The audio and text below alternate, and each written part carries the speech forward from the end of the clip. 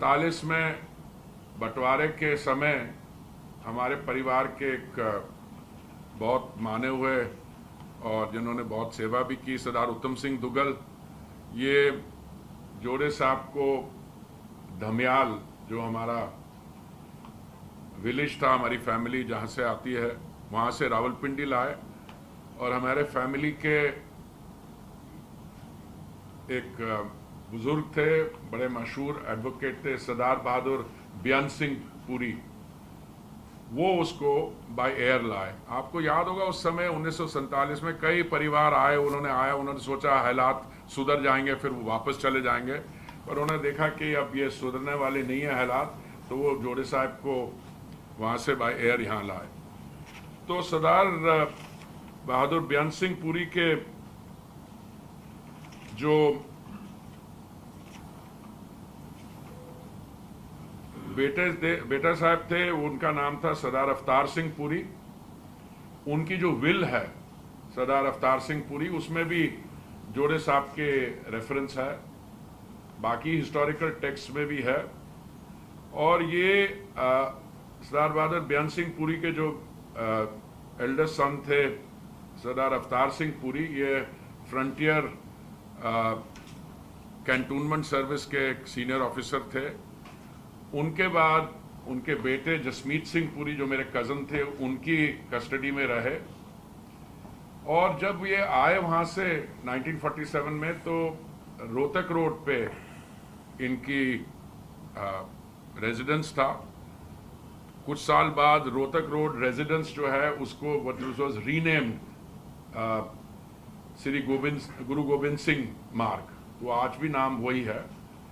तो जब सरदार जसमीत सिंह पुरी की व्हेन ही पास्ड अवे, तो फैमिली ने मुझे अप्रोच किया कि since you are one of the elder members और परहैप्स द एल्डेस्ट, जैसा कि आप सबको भी बताया, पुरी साहब की फैमिली, उनके एंसेस्टर्स ने जिस तरीके से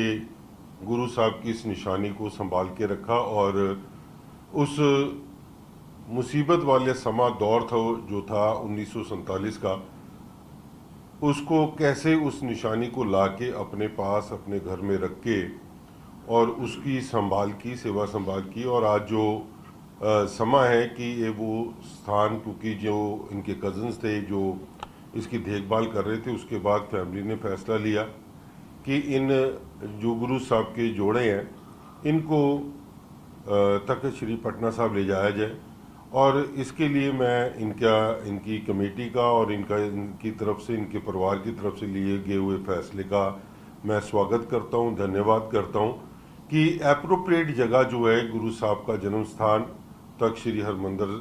पटना जी साहब, वहाँ पर ये सुशोभित किए जाने हैं। और उसके लिए आज हमें यहाँ कॉल किया गया कि ऐसी निशानी गुरु साहब की जो लोगों के पास, लोगों ने आज तक उनके बहुत कम लोगों ने उसके दर्शन किए हैं, उनको दर्शन कराने के लिए, क्योंकि कई लोग पटना साहब नहीं पहुंच पाते हैं, दिल्ली से कई लोग नहीं जा पाए, रास्ते में जो एरियाज आते हैं, सो इसको एक विशाल नगर कीर्तन के रूप से यहाँ से लेके जाया जाए। और उसके लिए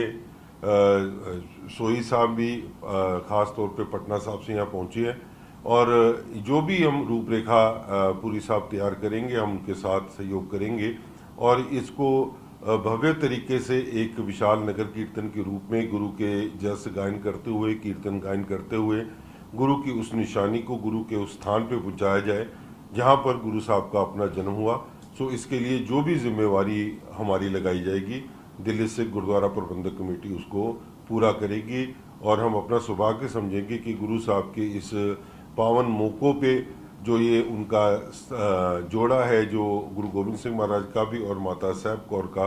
ये उन जो है वहाँ पर प्रॉपर पहुँच सके, इसके लिए पूरी गुरुद्वारा प्रबंधक कमेटी पुरी साहब की फैमिली का और इस कमेटी का सहयोग करेगी। प्रबंधक कमेटी को ये हैंड ओवर दे रहे हैं, तो हम लोग बड़े एक श्रद्धापूर्वक आस्था से ये नगर कीर्तन के रूप में इसको इन जोड़ों साहब को पटना साहब लेके जाएंगे। और जहाँ महाराज जी के पहले से शस्त्र और खड़ावा वहाँ पर सुशोभित हैं, तो इन जोड़ों साहब को भी वहाँ पर संगत के दर्शन के लिए, जो देश विदेश से काफ़ी बड़ी संख्या में पटना साहब आते हैं